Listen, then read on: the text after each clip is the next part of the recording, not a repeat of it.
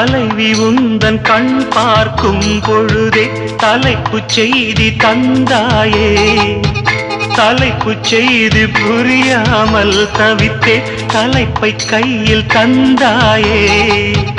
உறங்கும் போதும் உந்தன் பேரை சொல்லி பார்க்கிறேன். உன்னை கண்டு பேசும் போதோ உச்சி வேர்க்கிறேன். இந்த சுந்தர வார்த்தைகள் தந்தது யாரடி உன்னை கேட்கிறேன். உன்னை தட்ட தென்றல் இன்று என்னை தட்ட சொன்னதொரு செய்தி.